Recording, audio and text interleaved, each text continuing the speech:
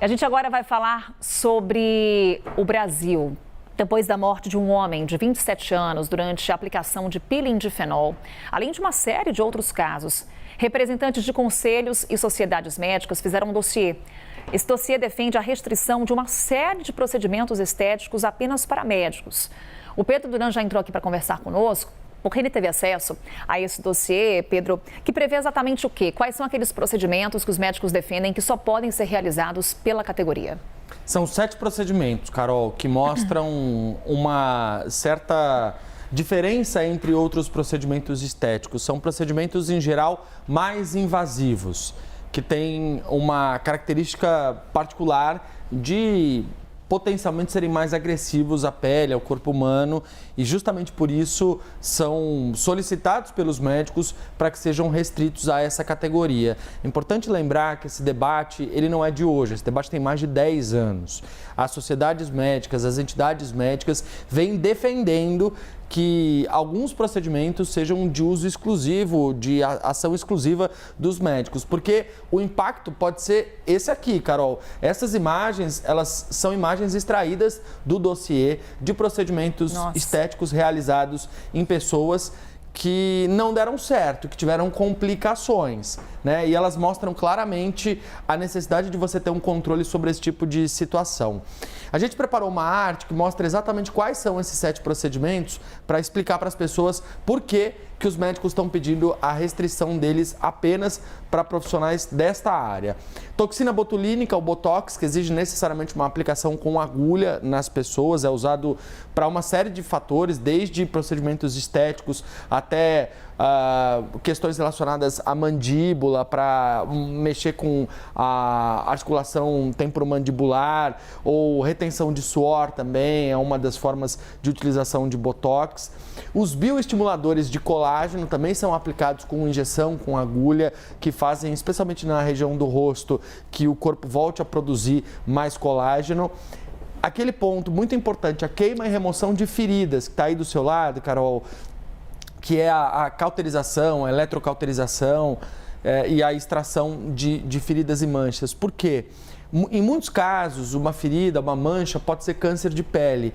E quando você faz o procedimento de uma forma equivocada, você pode ter uma complicação e até mesmo espalhar essas células tumorais pelo corpo, enfim, espalhar o câncer por outras regiões da pele, do corpo. Aqui no item 4 a gente tem os peelings químicos, que como o peeling de fenol tem um potencial agressivo muito grande para a pele, então a defesa dos médicos é que apenas os dermatologistas possam fazer esse tipo de procedimento. No item 5, os preenchimentos, e aí a gente fala de preenchimentos especialmente faciais, que ajudam a dar tônus à musculatura, uma aparência diferente, ou enfim, aumentar o volume de determinados lugares do rosto. O PMMA, que é uma aplicação com um derivado de plástico também, que é usado nesse tipo de procedimento estético, tem causado muitos problemas. E o endolaser, que é um laser em que você tem um feixe de fibra óptica subcutâneo que aplica em determinadas regiões do corpo. Aquelas imagens que você trazia para a gente, Pedro, são imagens impressionantes.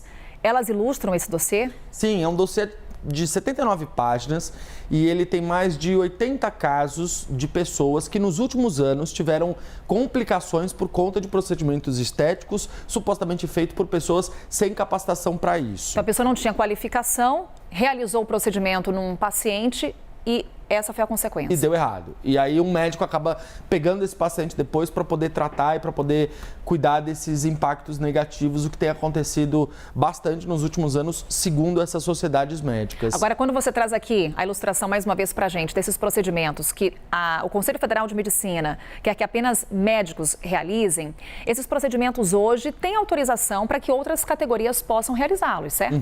Exatamente, Carol. É justamente nisso que eles estão discutindo. O dossiê foi preparado por sociedades brasileiras, né, unidades da Sociedade Brasileira de Dermatologia e de Cirurgia Plástica. E também foi enviado para o Conselho Federal de Medicina, foi debatido em fóruns e está em debate. Só que tem um outro lado dessa história. que é ao lado dos profissionais que não poderiam fazer esse tipo de procedimento se essa regra fosse adiante, se o veto acontecesse, que é o caso das esteticistas. Então, eu conversei com a Márcia Larica, que é presidente da Associação Nacional dos Esteticistas, e ela falou um pouco sobre essa vontade, essa intenção, esse desejo dos médicos de restringir esse tipo de procedimento. Vamos ouvir o que ela disse. Esse dossiê não representa a realidade do esteticista. Não fazemos invasivos, mas intradérmicos subcutâneos que constam do catálogo do curso superior de estética autorizado pelo MEC. O que precisamos é que o governo crie o Conselho Federal de Estética para fiscalizar e coibir tudo que está errado na área. Todos os supostos profissionais citados como esteticistas no anexo do dossiê não são esteticistas, não têm a graduação de estética e cosmetologia. Fica claro que o dossiê quer impor goela abaixo da sociedade a odiosa reserva de mercado que é proibida pela Constituição da República, no artigo 170. A necessidade aqui é que seja criado o Conselho Federal de Estética e Cosmetologia.